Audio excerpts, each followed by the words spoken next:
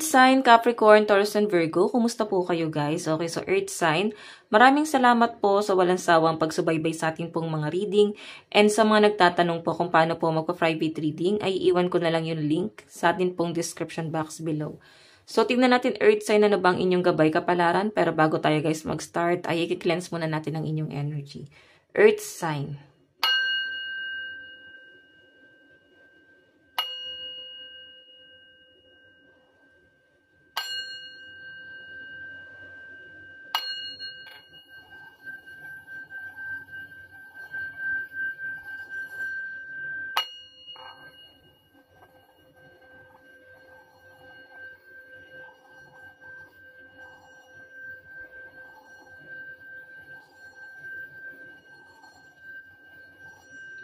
Okay.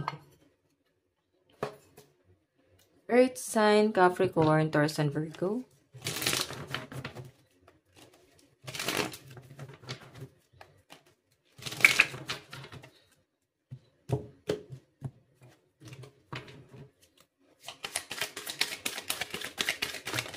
Okay. So guys, meron tayong indulgence, interaction, joy, and friendliness.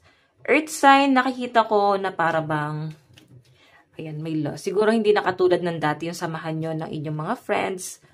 May mga trust issue, may mga conflict. Nandun sa point na may mga panghihinayang din kayo, guys. Okay, kasi kung titignan mo Earth sign, ang saya ng samahan nyo rito, oh. Okay, maayos yung samahan. Ang problema lang, guys, maaring nagkaroon talaga ng problema na maaring hindi na, guys, talaga na-settle. Okay, hindi na talaga, guys, na ayos. May nakikita ako rito guys, maaaring may problemang nangyari and I think may nalalagay sa gitna. Siguro tatlo kayo magkakaibigan, yung isa na iipit sa gitna. Okay? May nakikita ako dito na kung nagkaroon ng problema, mukhang may gustong humingi ng tawad. Kung nagkaroon ng pagtatalo, siguro walang masama kung humingi ng tawad kasi masaya nga naman guys, mabuhay ng walang kaaway, lalo na kung kaibigan. Kung nakatulong naman yan sa inyo guys.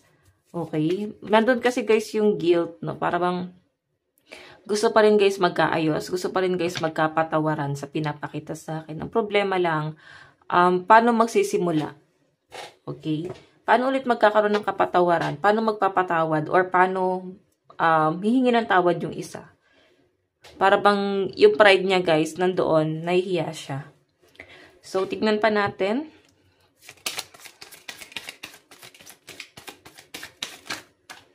So, meron tayong faith. Protest.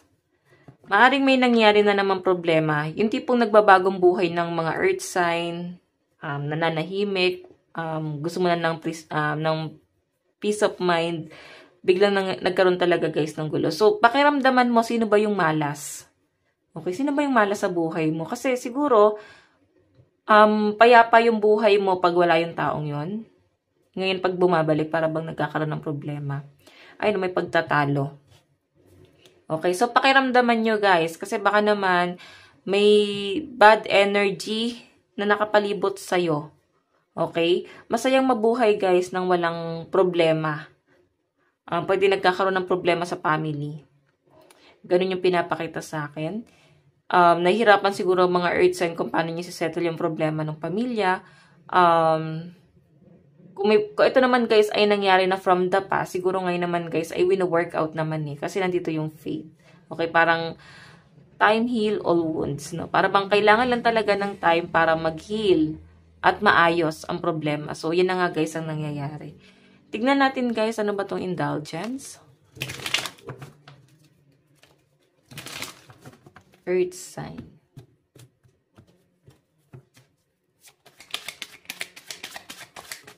So, meron po tayong Six of Swords, relocation. Pwedeng kamag-anak, pamilya. Itong nakaalitan ng mga earth sign, kapatid. The Six of Swords, kasi guys, relocation kasama yung loved ones. Okay. So, family nga, Ten of Pentacles, Temperance. Nandun sa point na nag-a-adjust ka.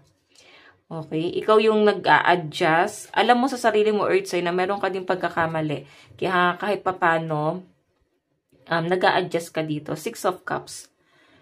Okay. Nandun ka lang sa point na maaari nag-worry ka siguro sa parents mo. Nag-worry ka para sa parents mo kung ano man yung nangyayaring problema ngayon sa family. Or pwedeng ikaw itong may pinagdadaanan. Pwede wala naman talagang problema. Meron kang pinagdadaanan. Hindi ka siguro guys ganun ka-open sa family mo. Siguro, ayun no, ito kasi guys temperance parang sakit. So I think may sakit na nararamdaman ang mga earth signs. So I think kinikip mo yan sa sarili mo. Oo. Ayaw mong i-open sa family kasi feeling mo hindi ka rin naman gano'ng pakikinggan, or kung pakikinggan ka guys, hindi rin naman guys makakatulong. Maaring na-stress mo rin sila. So, I think na doon ka sa point na parang yung problema mo, sinusolusyonan mo yan. Okay? Kung ano man to guys, pangmuli lang nararamdaman mo. Maganda na i-open mo para at least ma-release mo, no? Matulungan ka rin nila kung paano gagawin. So, ayan. Tingnan natin ano naman tong faith.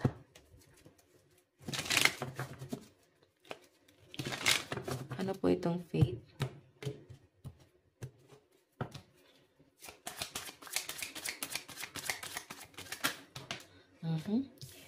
Okay, may iniisip.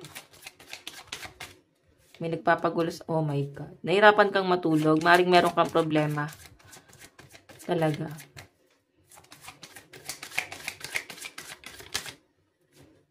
So, earth sign sa pinapakita sa akin dito, parang minamanifest mo na sana mawala na yung problema. Gusto mo na ng peace of mind. Ayun na, 6 of Wands.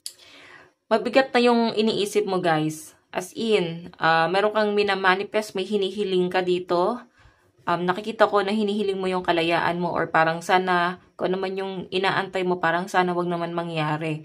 Ganun yung na-feel ko. Ngayon, para bang nade-depress, or meron kang iniisip dito guys na mabigat para sa'yo.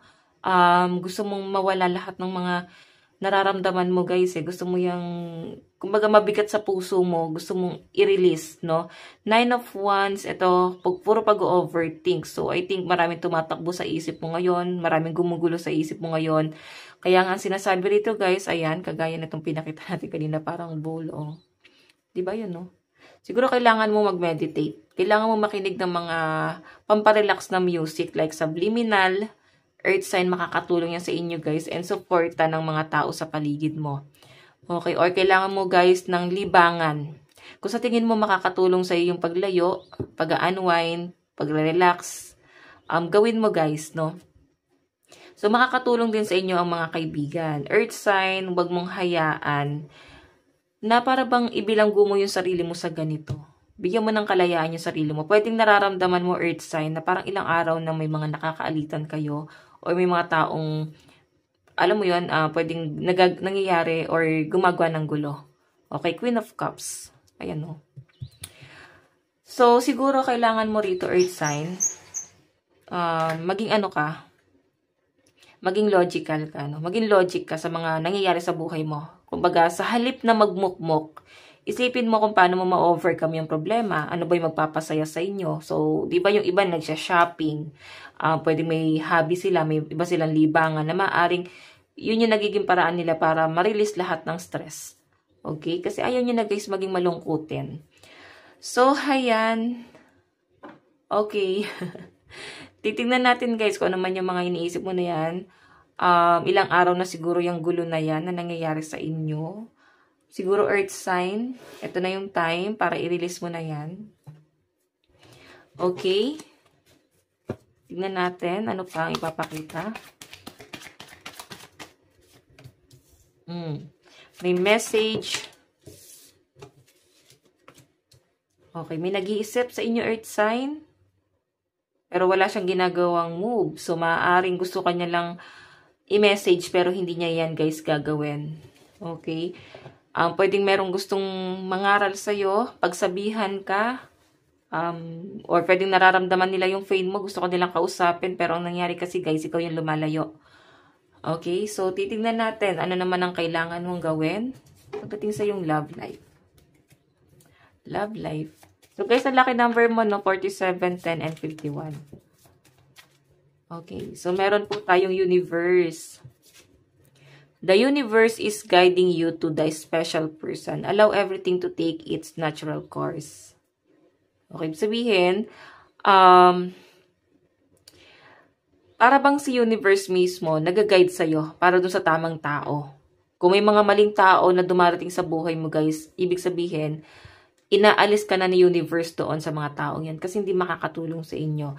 And kung ano man guys daw yung nangyayari sa buhay mo, wag mo daw isipin na baka may nagko-course sa'yo or pwede may nanunumpa sa inyo guys, na evil eye ka ba? Kasi guys, normal daw to na kailangan mong ma-experience kasi ito ay natural course.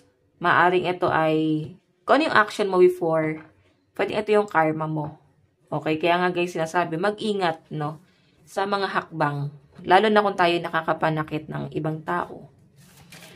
Okay, advice, go wild. So, I think yung iba sa inyo, game na game ka, may mga nagpapatrigger talaga sa inyo earth sign.